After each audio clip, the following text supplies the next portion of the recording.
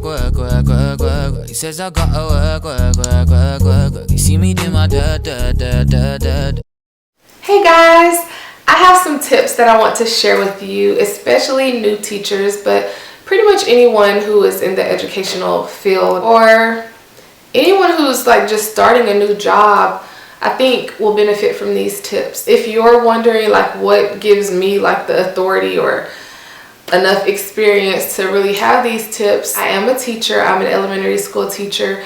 I was a paraprofessional, so a teacher's aide, and I worked right in the classrooms pulling small groups and things like that for kindergarten. I did that for a year, and the next year I did kindergarten, first, second, third, and fifth grades. I did the same thing, pulling out small groups, working with the students in small groups and one-on-one. Then I went to school and got my degree in education, and so the program that I was in, I was able to observe and teach some lessons for a year, and then I student taught, which is a semester. I was hired as a fourth grade English language arts reading and social studies teacher, and then I became a fifth grade math science teacher, and now for the last couple of years I've been teaching fifth grade math. In addition to like the secular school setting, I've also been doing an evangelizing work for the last 11 years. So I spend quite a bit of my time teaching others and helping them to understand the Bible.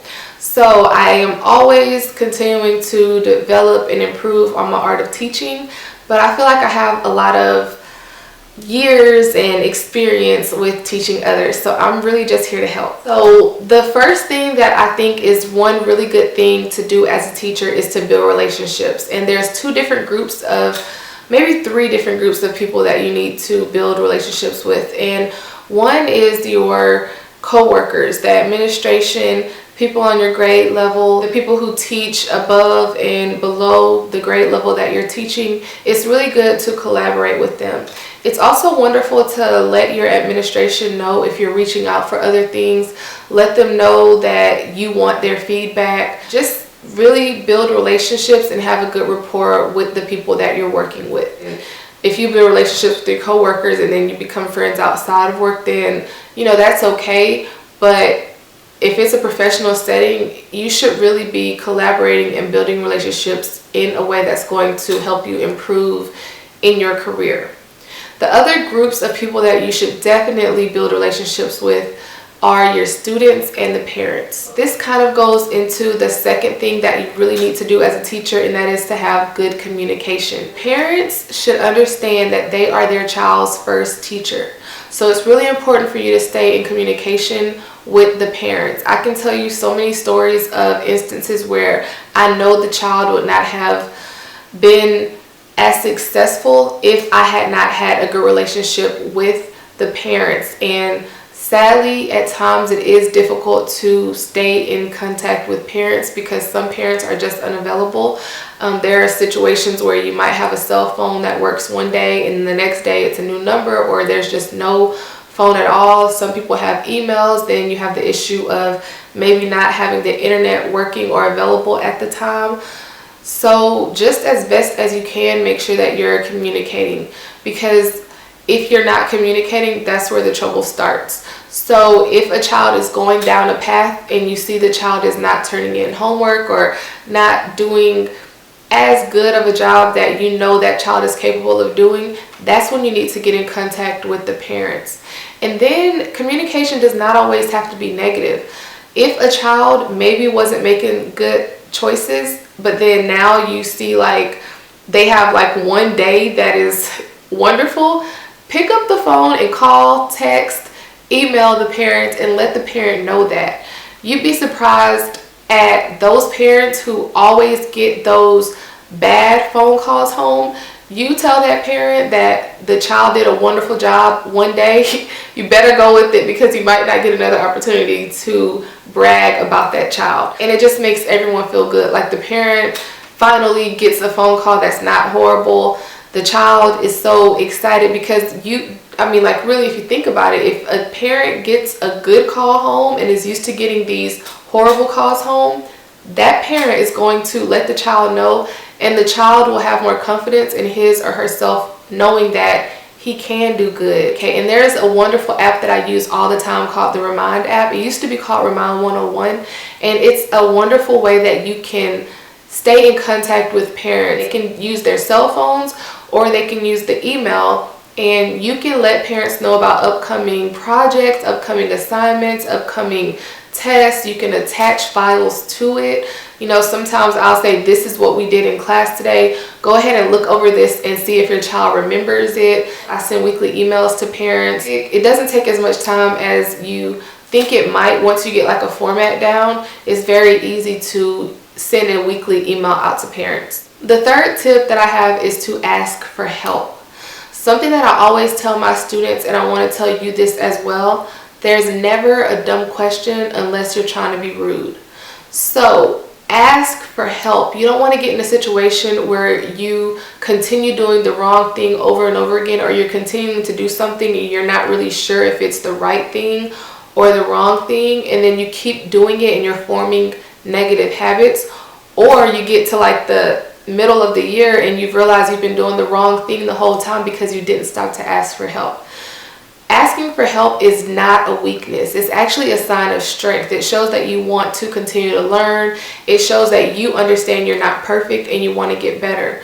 So always ask for help. I even ask my students for help. I don't claim to know everything. I know that I am continuing to learn, and I've learned so much from my students. I'll ask the students, what do you think the answer is? Or what do you think about this? And we'll all talk about it and we'll come up with the best idea. You have to be, I want to say, humble enough to understand that you don't know everything.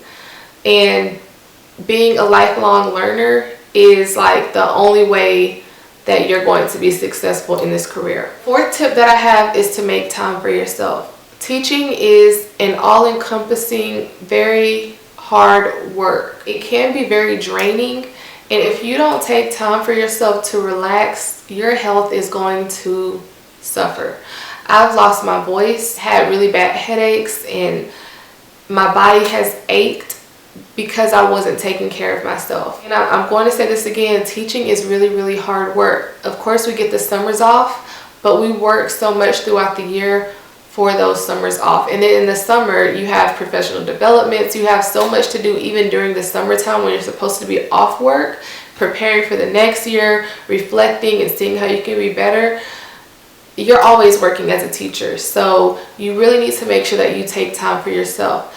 I know there are going to be times where you can't avoid like taking work home. Some people are able to do this. I don't know how. I would love to figure out how I can leave everything from work at work, but I haven't figured that out yet, so I'm still learning, so I'll try to do better in the future.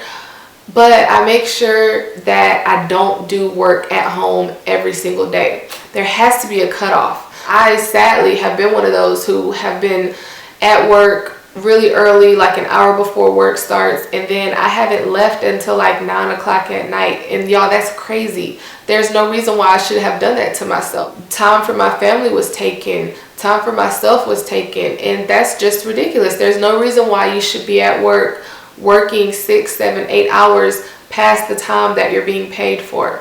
So you just have to remember that it's a career, it's a job, but your family, your friends, yourself are more important than a job. So as like cringeworthy as that might be, me saying that, you really have to make sure you remember that your life, your well-being should come before your job. And especially if it's your first year, it's okay to say no. Don't feel like if you're asked to take on this extra responsibility, something that's more than what your job description is, you don't have to do it. Just let the principal, let the administration know, I really want to focus on becoming the best teacher I can be this year. And then in the future, you know, I'll try to take on more roles. So it's really in everyone's best interest for you to figure out how you can be the best teacher you can be before you decide to take on all of these added responsibilities. And the final tip that I have to tell you, and I really feel like this might be the most important one, is to make sure that you get classroom management and behaviors under control from day one. Your students need to understand and know what is allowed in your classroom. I tell my students, I don't care what happens outside this classroom. I don't care if other students are running down the hallway. I don't care if other people are being disrespectful to their teachers. You will not do that to me. You will not treat me like that. I let my students know I'm old enough to be your mother, and I care about you as a mother cares about their child. I see the best in them. We're going to find the best in them. Hey, you don't like math? That's okay, we'll deal with it. Math is not going anywhere. But in my classroom, you're going to be respectful to me, to the other students in this class, and you're going to walk down that hallway in a way where you're going to make me and your parents proud. My mom used to say, like, you know, when I go somewhere, like, don't embarrass her. That's how I feel. Don't embarrass me. You better not embarrass me. You know what you're supposed to be doing, and you need to do the right thing. I'm very, very strict. I'm very firm. I let the students know, yeah, I'm not your friend. I have a whole lot of adult friends. I don't need you to be my friend. However, I am going to be extremely friendly to you. I'm going to respect your time here at school, and you need to respect your educational time. It is impossible to teach a class if you don't have behaviors and classroom management under control. It cannot happen. It's impossible to teach unruly, chaotic children. That's the main thing that I kind of focus on the first few days of school, and then I reiterate it as the weeks go on. So we might not get to the lesson plan that we're supposed to get to on the first day of school. Of course, I try to, but the students need to understand what is allowed in your classroom, and you're the one who has to figure that out.